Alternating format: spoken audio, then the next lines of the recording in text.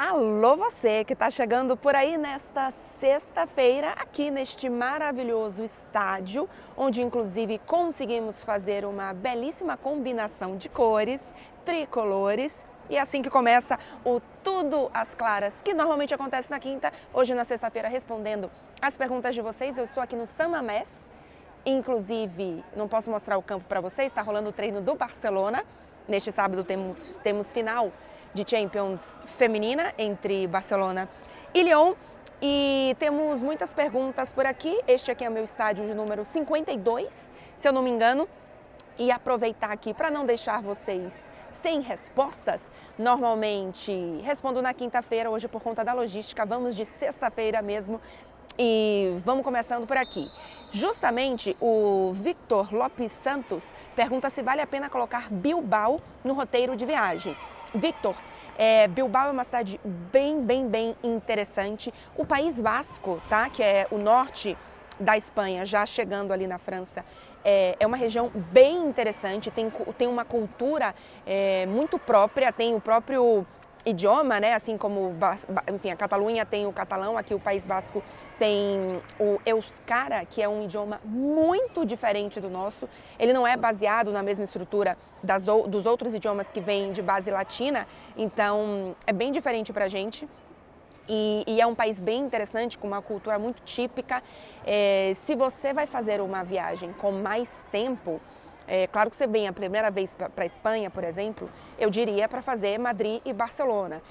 Talvez esticar ali para Sevilha, Granada, é uma área também bem interessante. Mas o País Basco eu também gosto muito. Aqui Bilbao é uma cidade muito bonita, tem uma vida cultural muito interessante e tem também San Sebastián, que fica aqui pertinho, que eu estive inclusive também nessa temporada de Liga dos Campeões, nesse caso masculina, com o PSG, que é considerada, muitos falam assim, o Rio de Janeiro da Espanha, porque tem uma natureza, uma geografia muito bonita, com mar e montanha. E é uma cidade, por exemplo, se você quer tentar também pegar praia, a depender da época, atenção que é uma região que chove muito, é bem interessante. Mas é isso, eu acho que a depender da combinação de cidades e de tempo que você tem, eu acho que sim, é bem legal, eu gosto bem. É a terceira vez na verdade que eu venho para o País Basco, mas a primeira vez tinha sido há muito tempo, há 20 anos, a primeira vez que eu visitei tanto San Sebastián quanto Bilbao, e aí agora em 2024 estou voltando nas duas cidades a trabalho. Éder Souza Simões pergunta, posso sonhar com o Bahia campeão Copa do Brasil? Aproveito e peço para você deixar o like, esqueci de pedir no início, e para você conferir se você está inscrito no canal, super ajuda aqui a produtora de conteúdo. Ô Ederson, assim, sonhar pode, tá? Éder, na verdade, Éder Souza, eu acho. Sonhar pode, até porque eu acho que o torcedor do Bahia ficou muito tempo sem poder sonhar, tá? Então, por mais que seja realmente um sonho, não seja um objetivo tão real, eu acho que não custa nada.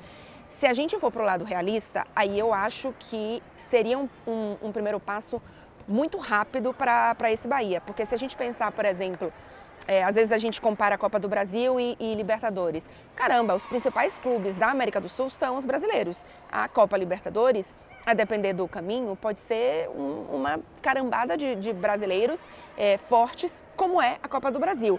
Então, eu acho que o Bahia tem condições de avançar mais do que avançou na temporada passada. Eu acho que, a depender do caminho do sorteio, não é irreal pensar no Bahia chegando ali até umas semifinais. Eu não acho que é irreal, mas um título, se a gente imaginar o Bahia enfrentando um dos favoritos da temporada, que a gente dá como favorito para campeão brasileiro e tal, eu acho que o Bahia ainda não está nesse mesmo nível, por mais que ele esteja mostrando um muito bom início de campeonato brasileiro. Mas eu repito, Éder, a gente ficou tanto tempo sem poder sonhar, que eu estou sonhando tranquilamente, não custa nada. Eu acho que é importante, assim, não cobrar dessa equipe que seja campeã nesse momento e não ter a frustração e a cobrança mesmo, assim, de decepção, de achar que é um fracasso. Mas a primeira parte, a de sonhar, sem a cobrança no final, aí eu acho que tá valendo, tá? Edu_Orlandi me pergunta quais são as minhas expectativas para a próxima temporada do Campeonato Francês e Italiano. Eu separei essa pergunta, até porque o vídeo de agora vai ser mais curtinho, apenas para lembrar para vocês que eu vou fazer no início da temporada esses vídeos sobre cada clube, ou sobre dupla de Milão, Juventus, enfim, eu vou separar, eu fiz isso na temporada passada, foram os primeiros vídeos, inclusive, aqui do canal, e eu vou fazer de novo. Então não vou me estender aqui, mas já deixo o recado, porque eu acho que é importante vocês saberem que vai ter, porque farei. Renan GC. Clara, você acha que a mudança de donos da Inter pode afetar esportivamente o time? Vamos lá, gente, para a gente não se perder aí nessa história.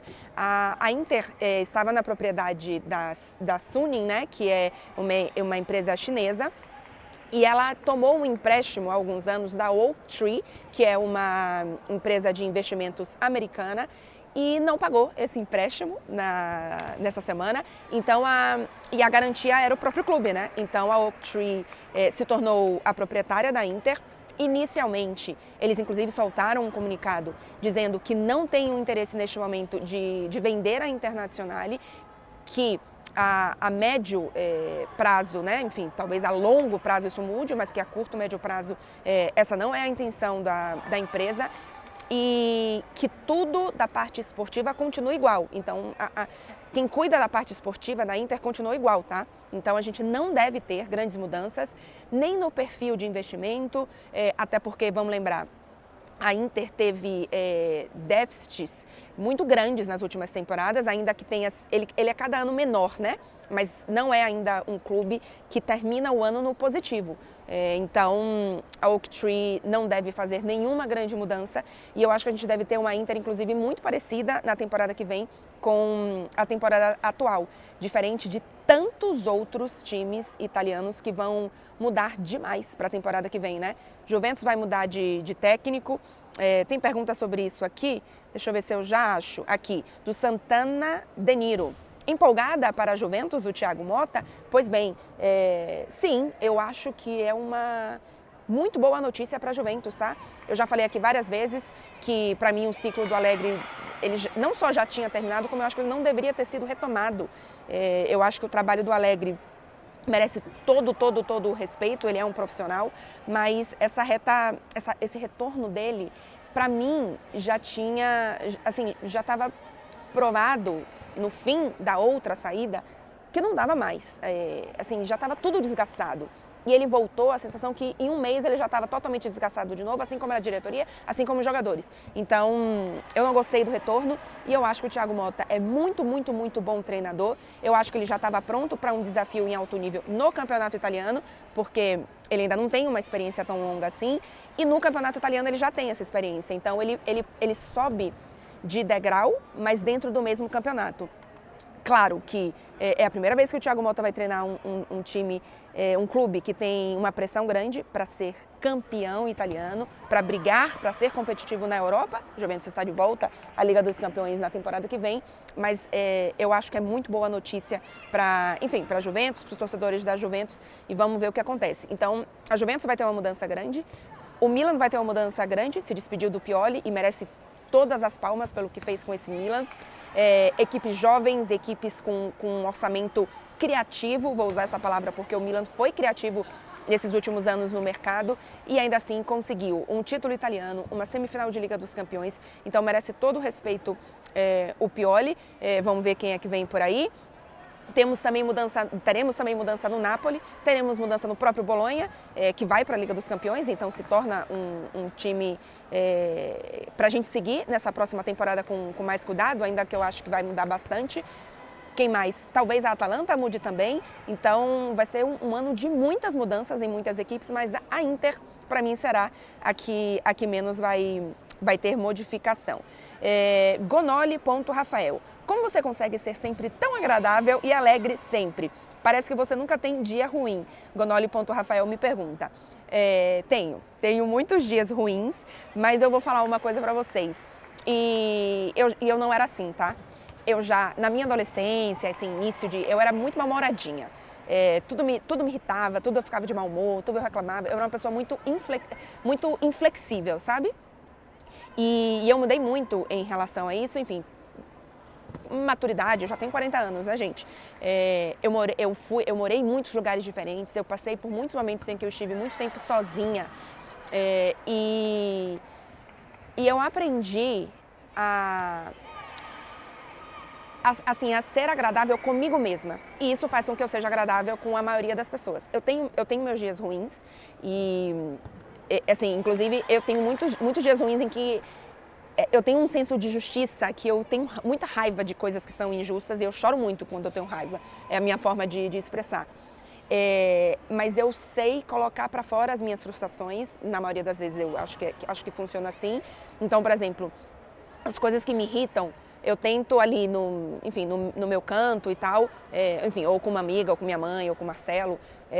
Eu normalmente choro muito e enfim, sai assim um pouco. Mas no fim das contas, eu falei essa questão de agradar, é que eu acho o seguinte: ninguém tem que aturar se eu tenho algum problema. Se eu estou chateada, se eu estou de mau humor, se eu estou com fome, se eu estou chateada com outra coisa, a pessoa que está ali na minha frente, ela não tem nada a ver com isso. Então, eu não tenho que ser desagradável com aquela pessoa. E talvez aquela pessoa esteja tendo um dia ruim, e se eu for desagradável por conta de um problema meu, aquele problema dela piore, porque eu fui desagradável com ela. Então, eu tenho dias ruins, mas eu faço questão, e eu trabalho isso demais, para que o meu dia ruim não transforme o dia bom de alguém num dia ruim. Porque se eu estou num dia ruim, por que eu quero que outra pessoa tenha um dia ruim também? E às vezes a gente fala, mas a outra pessoa não vai ter um dia ruim. Cara, às vezes uma fala mais ríspida, uma falta de atenção, uma cara feia, cara, às vezes isso atrapalha, isso deixa o dia da outra pessoa ruim, você não sabe.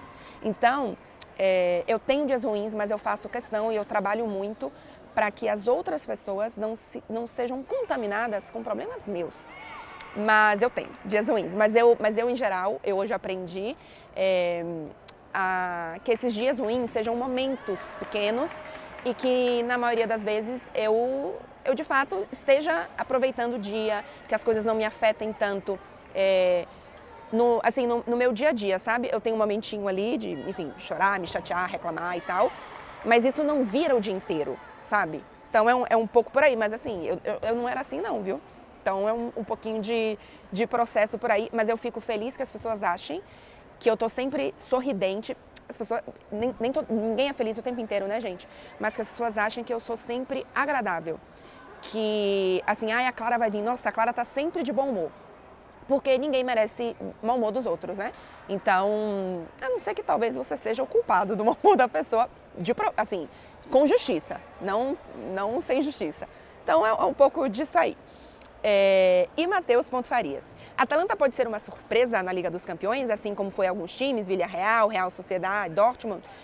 E Matheus Farias, eu preciso esperar as mudanças da Atalanta para a próxima temporada. Porque a Atalanta é uma equipe que, como revela muitos jogadores, perde muitos jogadores. Então, pode ser que a Atalanta não tenha as suas principais peças, ou sei lá, 2 das 3, assim, peças para a próxima temporada. E isso muda completamente, além de que, e aí eu acho que a mudança maior é a saída ou não do Gasperini. Se o Gasperini ficar, o Gasperini tem conseguido ao longo dos anos, mesmo com as mudanças, mesmo com as modificações de elenco, manter a Atalanta competitiva. Mas claro, se você tem uma mudança, talvez ela continue competitiva, mas ela não evolua tanto, né? Porque ela está, sei lá, no ponto 7 de evolução, na hora que você troca tudo, ela volta para o ponto 5 e aí talvez você só chegue de novo ao ponto 7. Se você não muda nada, talvez ela já comece a temporada no ponto 7 e consiga chegar até 8,5. Então, a gente precisa esperar as mudanças e a permanência do Gasperini. Se tudo continua igual, eu acho que ela pode ser competitiva, mas eu não acho que ela pode chegar numa final de Liga dos Campeões, tá? Eu acho que uma Atalanta pensando nessa temporada, contra um Real Madrid, contra um Manchester City, eu acho que ela está alguns passinhos atrás. Mas pode surpreender, mas seria uma surpresa, tá? Assim, chegar numa semifinal, numa final de Champions é uma surpresa. Numas oitavas, sonhar com umas quartas, aí eu já acho, repito, se tudo continuar igual, eu já acho que pode ser um objetivo, a depender do que a gente tiver de caminho pós a fase de grupos, né? Agora temos Robevaldo Falcão. Olá, Clara. O algoritmo do YouTube me mandou um presente, sua entrevista no Jô Soares. Fale sobre. Gente, eu dei essa entrevista pro Jô Soares tem, 15 anos? Tem quase 20 anos. Tem menos de 20 anos e mais de 15, por aí. Foi a primeira entrevista que eu dei, assim, na vida, praticamente, porque eu estava lançando o meu primeiro livro, que foi meu projeto final de curso da faculdade, que se chama A Linha da Bola, tudo que as mulheres precisam aprender sobre futebol e os homens nunca explicaram, nunca conseguiram explicar, que é um livro que naquele momento, vamos pensar aí em quase 20 anos atrás, fazia muito sentido. Eu acho que hoje ele não faz mais sentido, tá? Mas naquele momento eu acho que ele abriu em alguns lugares a discussão, né, sobre a mulher não estar inserida no mundo do futebol, porque a ideia era que a mulher que gostava de futebol e queria entender, ela não tinha onde buscar essas informações, porque o meio e as conversas eram de homem para homem. Então, e para homens que passaram a vida inteira sendo catequizados no futebol, quando na verdade muitas mulheres da minha geração só foram no estádio quando já eram mais velhas, quando já podiam ir sozinhas, assim, sozinhas que eu digo, já eram independentes para ir no estádio, né? Não foram levadas pelo pai, não foram levadas pela mãe. Então, isso fez com que uma geração ali, que quando chegou nos 15, 20 anos, gostava de futebol, mas não tinha tido nenhuma bagagem de futebol. Então, eu acho que, eu gosto de pensar que esse livro, naquele momento, abriu conversas, ainda que hoje ele não faça muito sentido. Falei muito do livro, não falei nada da entrevista. Foi a minha primeira entrevista, eu vou revelar uma coisa aqui pra vocês. Eu acho que eu já falei isso pra pessoas, mas nunca falei isso em vídeo. Eu não gosto daquela entrevista, porque, assim, o Jô Soares é um gênio, mas eu não era uma convidada, uma entrevistada íntima e amiga do Jô Soares. Então, ele recebeu ali informações sobre mim, né, para fazer a entrevista. Então, tem alguns momentos da entrevista que ele faz a pergunta baseada na informação que ele recebeu, mas a resposta, o Jô já sabe, ele tem na frente dele, as pessoas que ele não conhece, né, enfim, claro, ele não tem como conhecer todas as pessoas que ele entrevista, ele recebe as informações de que temas tratar e do que eu vou falar sobre aquilo, né, das minhas respostas. Então, se ele ler tudo, se ele enfim, passar por esse processo, ele vai saber se a resposta é boa ou ruim.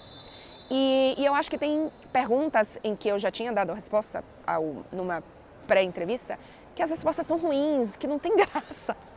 Então, eu fiquei meio sem graça, porque eu respondia e eu não achava graça nenhuma da resposta. Então, enfim, eu não amo aquela entrevista, mas foi, assim, teve uma visibilidade incrível. Assim, eu tenho muito orgulho de ter dado essa entrevista, porque significa que foi fruto do meu trabalho, do lançamento daquele livro, que foi um trabalho muito grande, mas eu não amo a entrevista em si. Eu acho que a entrevista em si não é boa. Eu dei outras entrevistas, eu lembro que na época eu dei uma entrevista para o PVC no Loucos por Futebol, na ESPN, e a entrevista foi maravilhosa, porque assim, o PVC, claro, ele é um jornalista esportivo, ele estava fazendo uma matéria especial e tal, o PVC leu o livro inteiro, então ele tinha ali digamos que um conhecimento do que estava acontecendo, e ele conversou comigo antes da entrevista, tipo, mais de uma hora antes da entrevista começar e tal, que fez com que a entrevista fosse melhor. Então, espero que vocês não fiquem chateados comigo, porque eu falei um pouquinho que eu não gosto tanto da entrevista com o Jô Soares. Está aqui no meu canal no YouTube, tá, gente? Para quem quiser procurar, é lá no início o vídeo. Tem muitos e muitos anos que eu postei essa entrevista com o Jô Soares. Já temos aqui 18 minutos, beleza, ainda temos alguns minutinhos por aqui. Não esquece de deixar o like e de conferir se você está inscrito no canal. Lu.Alves, Arne Slot, bom nome para o Liverpool? Lu, boa pergunta, porque, se vou ser bem sincera, eu não conheço a fundo o trabalho do Arne Slot.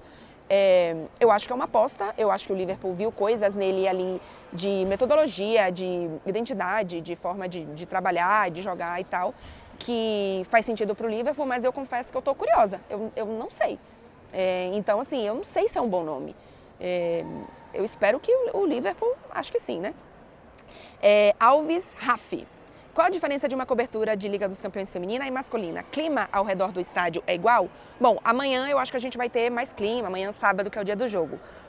A Liga dos Campeões feminina, e eu fui há 2 anos na final em Turim, e eu acho que a cada ano as coisas vão crescendo. Por exemplo, esse ano a gente vai ter pela primeira vez uma fanzone. Nossa, eu quero espirrar e não espirro. vai ter primeira vez fanzone. Então a gente vai ter pela primeira vez um clima sem ser apenas dentro do estádio, né? A gente vai ter aqui estádio lotado, ingressos esgotados.